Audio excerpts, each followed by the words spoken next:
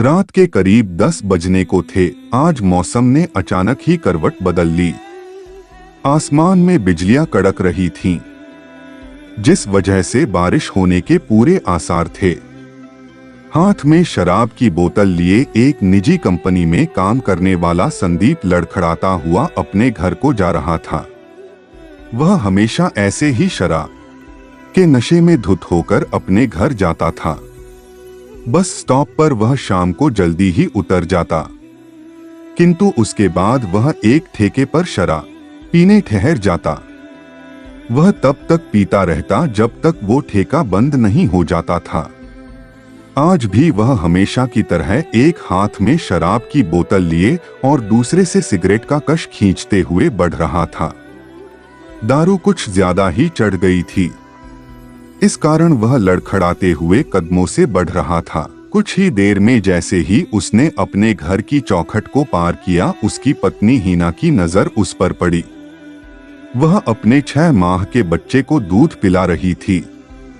अपने पति को शराब के नशे में धुत देखकर वह अपने आप को बोलने से रोक ना सकी। आज फिर आप नशा करके आए हो, कितनी बार कहा है दूर रहा करो, इन सब से मिलता क्या है आपको। चुप कर, तू मुझे कभी नहीं समझ सकती, अपने काम से मतलब रखा करो, ज्यादा बकबक करने की जरूरत नहीं है। अच्छा ना बोलू पति हो आप मेरे, पता है न आपको यह सब आपकी सेहत के लिए कितना हानिकारक है। एक बार कहा तो समझ नहीं आता तेरे, तू ऐसे नहीं मानेगी। रुक, तू आज तक तुझे बताता हूँ। उसने अपना चमड़े का बेल्ट निकाल लिया और लड़खड़ाते हुए कदमों से वह हीना की ओर बढ़ा। वह डर के मारे सिहर गई। उसने जैसे ही बेल्ट से हीना पर प्रहार करना चाहा, उसके कदम लड़खड़ा गए, क्योंकि शराब का प्रभाव शारीरिक बल से कहीं अधिक था। हाथ उठे तो मारने को थे, लेकिन शरीर को ना संभाल पाने के कारण सहारे की मांग करते हुए वह जमीन पर धराशायी हो गया। वह डर के मारे चौंक गई। अपने पति को मुंह के बल फर्श पर गिरा हुआ देखकर वह दौड़कर उसको उठाने उसके पास गई। उसने आहिस्ता से उसके हाथों को पकड़ा और पलंग की ओर घसीटा, क्योंकि उसे उठा पाने जितनी क्षमता हीना में नहीं थी। जैसे तैसे करके उसने उसे पलंग पर लिटाया और जूते उतार दिए।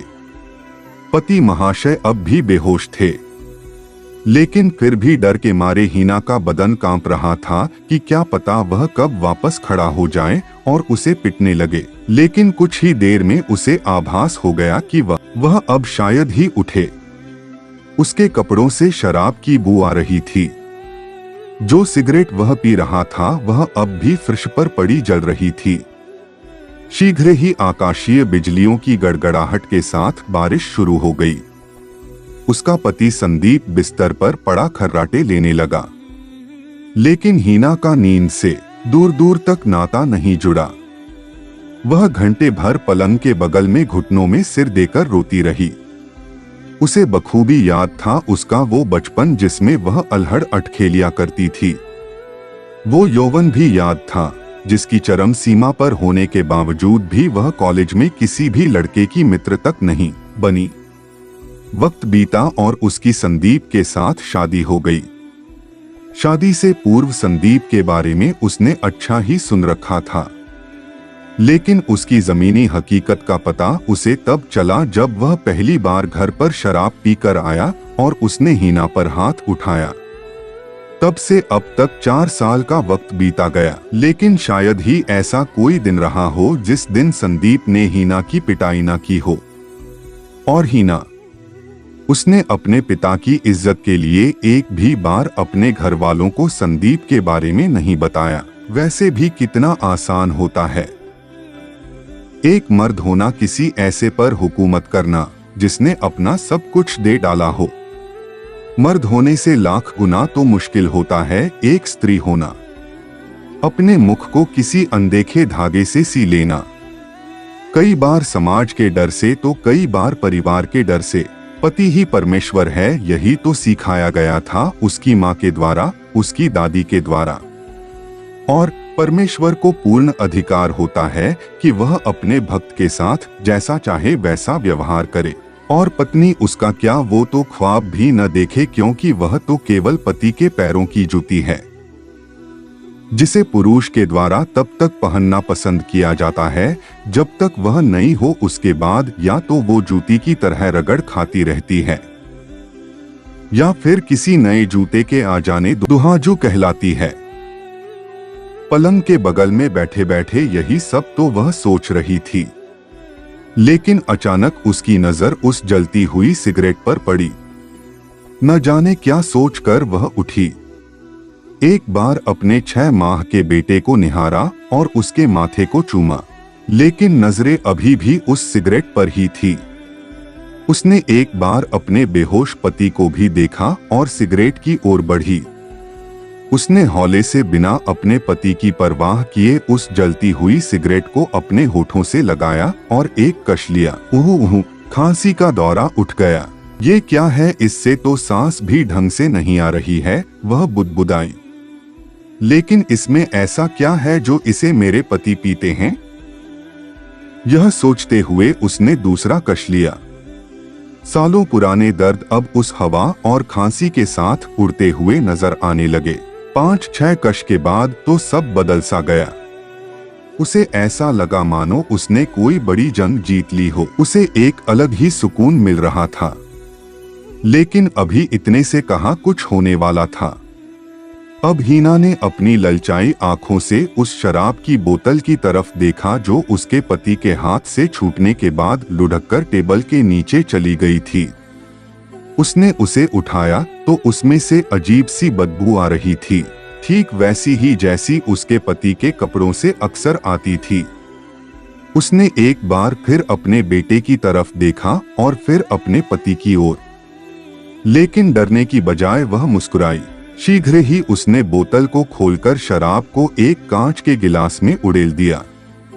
सोचा था पति देव की तरह एक ही सांस में गट गट पी जाएगी, लेकिन छिप वह बेहद कड़वी थी। उसे ऐसा महसूस हो रहा था मानो उसका गला जल रहा है।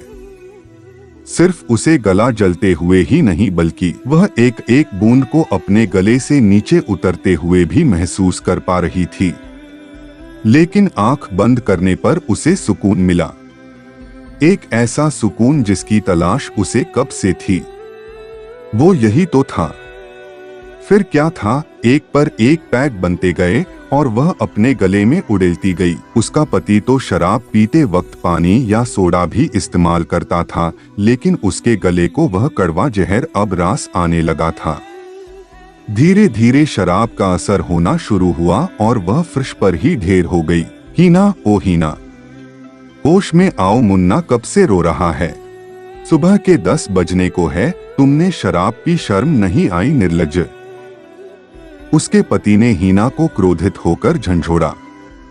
शायद उसका पति भी मुन्ने की आवाज सुनकर जागा था। उसने आंखें खोलकर अपने पति की ओर देखा। उनकी गोद में मुन्ना था। वह लड़खड़ाते हुए कदमों से हिम्मत करके उठी और अलमारी के कपड़ों के ढेर के बीच में से अब तक पति की जेब से बचाए पैसे लेकर लौटी और कहा, जान, एक बोतल मुन्ना के लिए और 2-2 बोतल अपने और मेरे लिए ले आओ।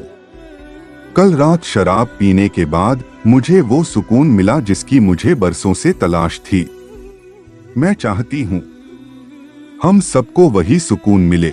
ये क्या कह रही हो तुम? गृहस्थी ऐसे चलती है क्या? चुप रहें। गृहस्थी कैसे चलती है वो मैं कल रात को सीख चुकी हूं। आप जाएं, समय नष्ट न करें। उसने अपने पति को हौले से बाहर धक्का देते हुए कहा। वह किसी पत्थर की मूरत बने खड़ा था।